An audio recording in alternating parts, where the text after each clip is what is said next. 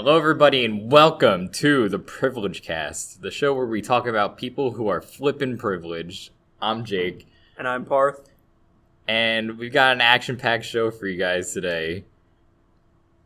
We're gonna literally fight on air. That's the action. Alright, not really. So, last week, we went over a couple privileged people. This week, we're gonna do much the same. However, before we start, I actually wanted to show you a video that is sort of related to the concept of the show. Okay. And I want to see how you react to it.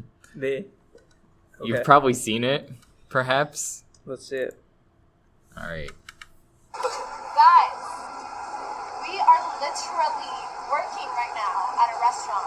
Yes, we are. Austin has been making food for the past hour, and I've been taking orders. Do you understand how cool that is? Ace family.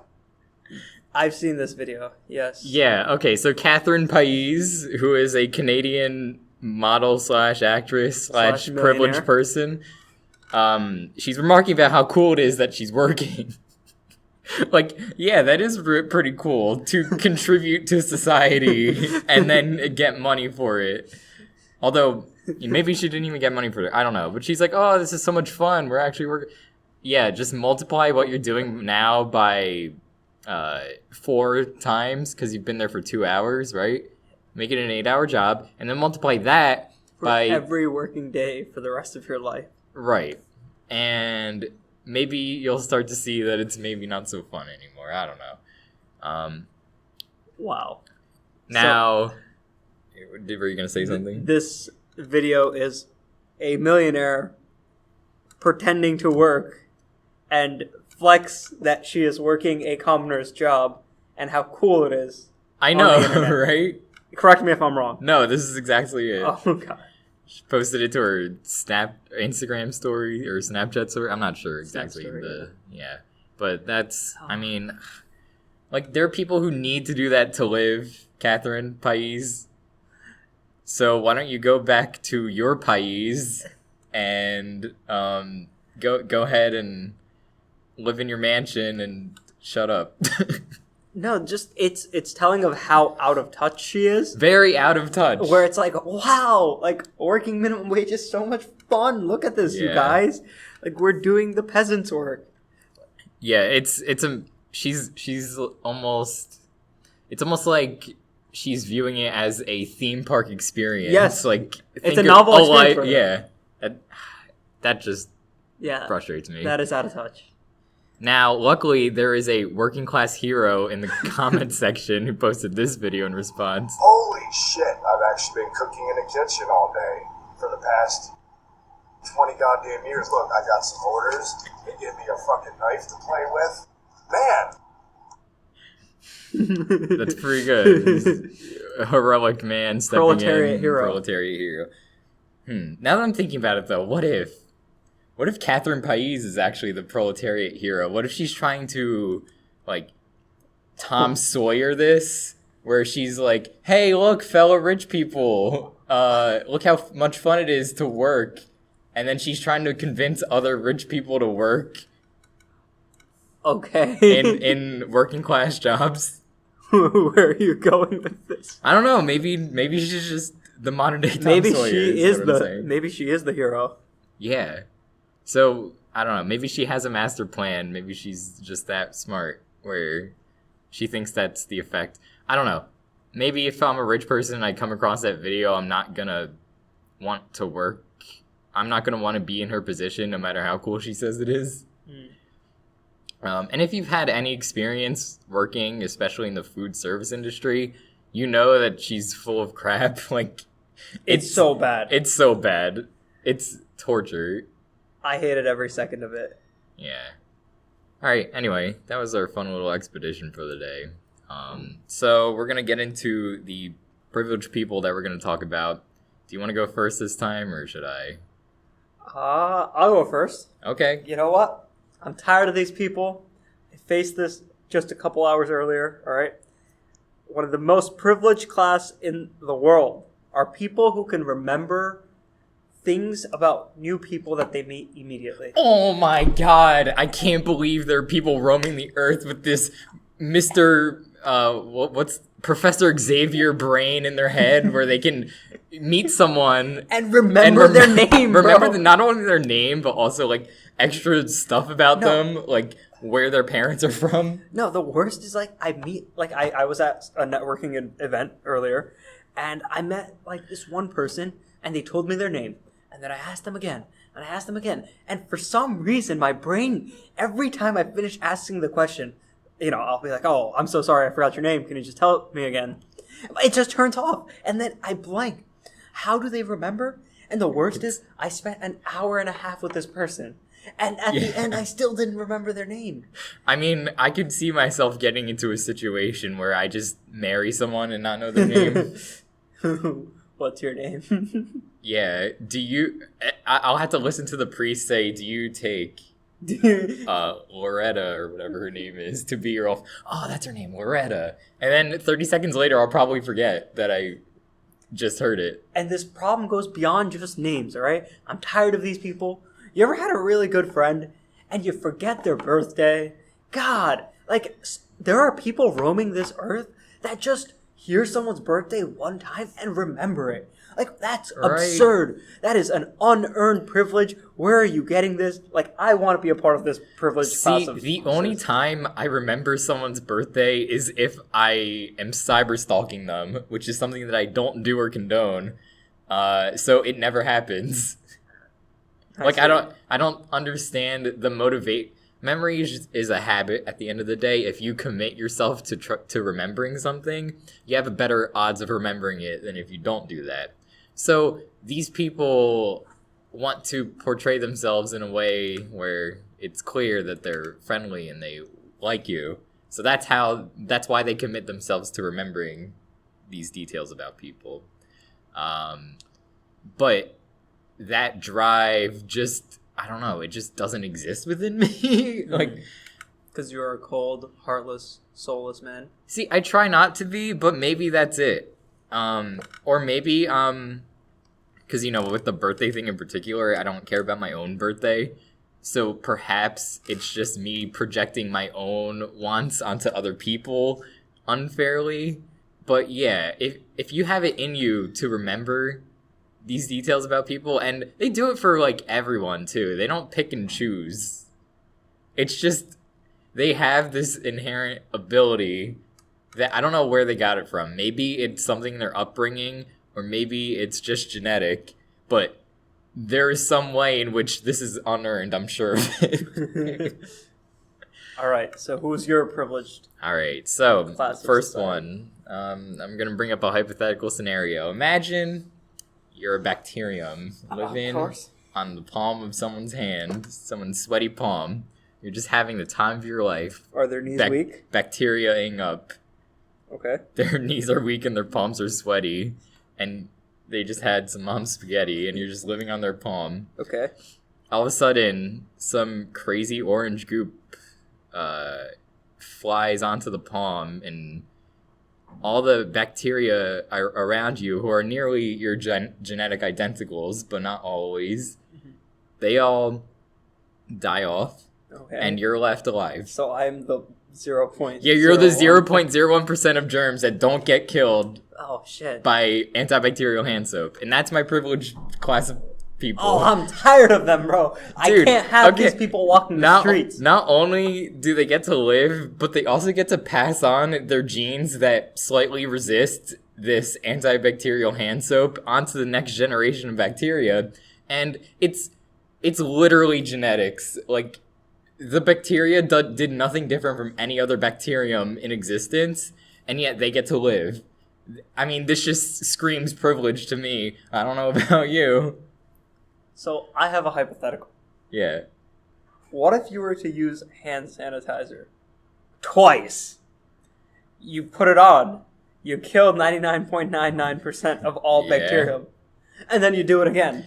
Well, okay, this actually gets interesting because you multiply those two probabilities together, you still have a 0.00001% of the bacteria population remaining, but because bacteria come in integer numbers, eventually you'll get to the point where only a fraction of a bacterium is left, And then, do you round up or do you round down? Oh, that's a good question. So your privileged class is the 0.01% of bacteria that survive. Yeah. Man, it's entirely unearned. It's entirely unearned. There's nothing different that particular bacteria, those particular bacteria do. And yet they get to live over all the other ones. And they get to pass their genes on to the next generation, which means, you know, I think a lot of the life of a young man is a search for an identity, and one of our greatest fears as humans is leaving this plane of existence without leaving a lasting impact on this earth. These bacteria don't have to worry about that at all, because just by reproducing, they are extending natural selection, and therefore they are fulfilling a grand purpose of creating superbugs that are resistant to everything we throw at them. Fair. Right? I can buy that. Assuming that these bacteria have emotions, which they don't, but let's just pretend that they do. And that is why the bacteria are privileged. Yeah. I mean, one of the components of being privileged is that you're not aware often that you're privileged. So I would say that the bacteria isn't aware of its privilege because of its low lack of emotion. And therefore that feeds into the idea that it is even further privileged. No. My dude is on the palm, and one day he just wakes up and all of his boys are gone. No. He knows he's not privileged. He sees... What do you mean all of your boys are gone? All of his homies are gone. Okay, imagine there are 1 billion of you, and 999 million of them go away, but there's still 1 million left. Like, does it really make that much of a difference to you? You can only know so many people. All right, fair. And they're all just like you anyway, so, I mean, I would be sick of people if all of them were like me. Okay. Yeah. All right, so my second class All right, let's go on. of privileged individuals in the world out there are people who like driving. All right? That is not a choice. All right? You can't just choose to like driving. The driving life chooses you. The driving life chooses you. Yeah. And as someone who was born and raised in the great state of New Jersey, driving kind of sucks here. Like, you ever commute to work? Oh my god, leaving the office at 5 o'clock and trying to get home. I was maybe 20 miles away from my house, and it was still an hour plus car drive. Like, you just cannot move. And it's bumper to bumper, and it's not exciting either. Like, these privileged people, right? Like, people who enjoy road trips, truck drivers. Like, these people are so damn privileged. Do you understand? The average American spends 6 months of their life sitting at a red light. Are you kidding me? No, 6 look it up. months? Look it up. That adds up. That adds up. And you're telling me that there are people out there who enjoy every second of it? That's amazing. You know, if you just turn on a nice album or perhaps a great podcast such as the Privilegecast while you're driving, it makes driving a lot more enjoyable. The act of driving itself really sucks, though, at the end of the day. Like, no matter what you do to mask driving, it's still driving at the end of the day, and it's still boring trash, you know? But if you're a commuter, do whatever you can. Put this podcast on and make your driving experience a little bit better. But yeah, if you enjoy driving, you're a freak of nature and are privileged because of that. Not because you're a freak of nature, but you're a freak of nature that is privileged. Yeah, like one of my buddies, right? Like being from Jersey, driving is not the best experience. Also, albeit New Jersey drivers are crazy, and I'm one of those crazy drivers, right? Like, if I'm in the left lane, there is no reason that I should be on your tail. Like, you keep speeding until you're at someone else's tail.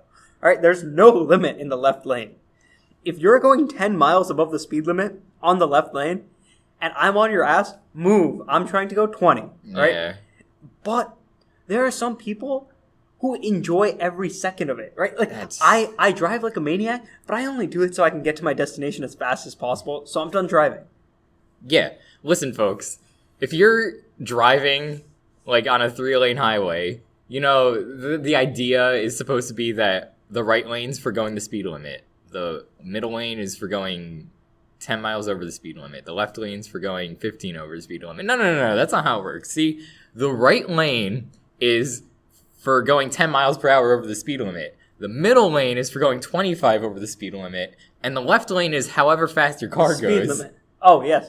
Yeah. So, I mean, in order to drive with those ridiculous restrictions that I mentioned earlier, you have to have nowhere to go. Like, there's no way you're driving down the highway with somewhere important to go, and you're driving that slow. Only 10 miles an hour over the speed limit. Get out of here, dude. Just throw your car off the road. I mean, I don't know, man. Like, in Jersey, the left lane is the Autobahn. And like, how do you enjoy driving? Especially when there's morons on the road, right? Like, if you're from New Jersey, you have seen this and you've experienced this. You're on the Garden State Parkway or you're on the Turnpike and you see someone in the left lane going so fucking slow. And you creep up to them and what do you see? Pennsylvania driver's plate. Oh my or god. New York State driver's plate. All right. How can you see that and enjoy it? Like, driving is so frustrating. And there are people who enjoy every moment of it. That is beautiful and privilege. That's privilege. I right choose. there. You ever heard of the Albert Camus' tale of Sisyphus? Yeah. You know, we should look upon Sisyphus and think that even though he has to push the boulder up the mountain just for it to fall down, he's smiling because he loves the process. Bro, I try to love the process. I hate the process. All right, I hate driving. Process sucks. But there are people who enjoy it, and that's beautiful. I mean, and they are privileged. You're sitting in a hunk of metal, driving many times faster than nature ever intended you to go, and you could die at any moment. And people have pretty low IQs, so I mean, it's hard to. All right, I don't want to make IQ arguments here, but people are bad drivers, and it's dangerous. It's so dangerous. You don't realize it because most of the time you don't get into a car accident, but they happen eventually, and like you're to enjoy that. Maybe it's the rush they enjoy, you know, the rush of if I keep driving, eventually I might die. That's daredevilish of me to do. I like that outlook. I don't know. Yeah, how can you like driving? Like, it's not even like you're in NASCAR or whatever, and you're doing all this involved stuff like NASCAR drivers do. You're just driving to the supermarket or driving home from work. I don't see the enjoyment to be wrung out of that. Yeah, that's insane to me that people like driving. All right, so let's move on to the last privileged person we're going to talk about today, assuming you are done. Okay. My privileged class of people is Karens. Karens. We all know what Karens are, right? If you don't, here's the rundown. White suburban mom, short haircut, wants to speak to the manager. That's a Karen. I mean, you're probably imagining someone very specific right now when I say that definition because they exist all over the place. They're very prevalent, but they're also one of the most privileged people out there.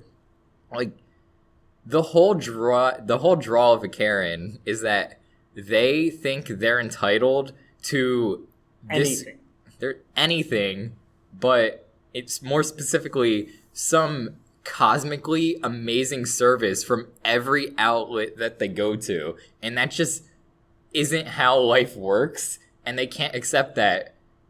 Like, but I'm a paying customer. Yeah, you're a paying customer. So is everyone else who isn't complaining and whining. Like, things happen sometimes that result in customers not being fully satisfied. Jake, that's just a reality. I want to see your manager. What do you say to that?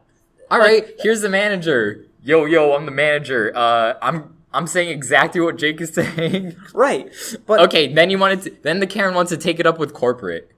And Dude, that's Exodia right there, bro. Exodia? How do you fight that? Karens are so powerful, right? Like, okay, maybe your manager's on your side, but then they hit you with the corporate. And here's why Karens are really privileged and overpowered, right? Yeah. Like, they need to be nerfed.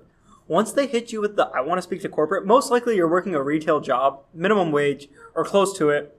You don't give a shit enough that, like, oh, you're going to take it up to corporate. Like, once she says that, like, what do you do? What's your next move here, buddy? Yeah, you got to It's give her Exodia. corporate, dude. Yeah, You're right. you just put She corporate- drew the left leg of Exodia and just won the game on the spot. Exactly. But, you know, have you ever seen Seinfeld? I have not. Okay, there's this episode with a person called the Soup Nazi. And the concept of the Soup Nazi is you wait in line at his soup store and you don't say anything and everyone looks like they're cowering in fear. You say exactly what you want to order. You don't lollygag around. And if you do lollygag around or break any of these tenets or act out of line in some way, he just kicks you out of the restaurant and you can't have the soup. And, you know, of course, Elaine goes into the store and starts like, hey, what's up? And starts like banging on the glass and on the display glass and stuff. But like, when you think about it, if you own a business, you're offering a product or service in exchange for money to consumers. So if the consumer doesn't act in a way that's, you know, that you like, you can just not allow the transaction to occur, and that's that. It's not going to occur. Like, logically, the vendor should have all the power in the customer-vendor relationship, but yet somehow that doesn't happen because otherwise how could Karens exist, right? And then you're wondering, okay, why do we give Karens this ability to entirely control the face of customer service? Because the ideal Karen customer service is you're sitting there and you're treating her like you're in a cult and you want her to join that cult. Like, service with a smile, customer's always right. You have to be super friendly to the point where it's obviously fake. You can't have any fun whatsoever or else she'll see it and want to take it up to corporate. How did we let this happen? Well, there is one explanation that I came across. Turns out that in families, the women, the mothers of the family, make 80% of purchasing decisions in the household. 80% of purchasing decisions. Yes. So, you know, Karens are all moms. And I don't know what happens to mothers when they have children, but they just tend to become Karen, or at least Karen-like in several aspects. And the whole market is designed to appeal to them. Because they're the purchasing class. Yeah. They make the purchasing decisions. Even if the husband and the kids would have a lot more fun if you talk to them like human beings instead of this weird customer service voice, you know, what people do. Hi, welcome to Wendy. Yeah, that weird customer service voice that nobody likes except for Karens. Even if everyone else likes that more, the Karen makes 80% of the purchasing decision. So it's her opinion that matters, not everyone else's. But then you're wondering, wait, why do we let Karens make 80% of the purchasing decisions? And I think it comes down to weak-willed men that they marry, maybe, perhaps. Because, you know, of course. No, but also think, most Karens are baby boomers. Yes, exactly. So they already have that built-in entitlement. Yeah. Okay. I see where you're going with this. But furthermore, their husbands or the rest of their family, maybe the husband's not in the picture. I don't know. I don't want to make any snap judgments here. But anyone who could conceivably check or balance what they're doing just doesn't do it for some reason. And I don't know if maybe it also stems from boomer entitlement. Like, the husband believes that they're right, even though deep down everyone knows it's wrong. They somehow believe she's justified. No, you know, it's like that boomer humor. My wife is always right kind of crap. You know what I'm saying? Yeah, happy wife, happy life. Yeah, exactly. Oh my exactly. God, yeah, dude. Stupid. All right. Boomers are ruining this country, and they're ruining Karens. They're ruining moms. All right. They're ruining moms, and moms are the most important part of the family unit. Exactly. Like, how do you do that? How do you screw up this badly where moms are getting ruined? Because now they barely count as mothers. They're just Karens. They're just behemoths in the customer service industry that we all had to take down. And you know, it's not even just customer service. Like, the ideal Karen angle that you have to, you know, live up to bleeds into the actual professional realm. Like, what is considered professional and unprofessional doesn't make any sense. For instance, saying the F word in a workplace where everyone's an adult and we all understand that you're not meaning to offend anybody, it doesn't fly because somehow if a Karen hears you say the F word, you're done for. She's gonna report you to HR. Right. And I guess we all got in the habit of it, so now what is considered professional is what Karen allows. Oh man, these Karens really are overpowered. They're so overpowered. They make an overwhelming presence, and I think that's their power. They lack whatever it is that is in most people to not make a big stink about, not make a mountain out of a molehill. Like, they will make a million mountains out of a molehill if they so desire. They lack whatever is withholding people from doing that. And that's a privilege because at the end of the day, it gets them what they want. And we let it get them what they want. Yeah.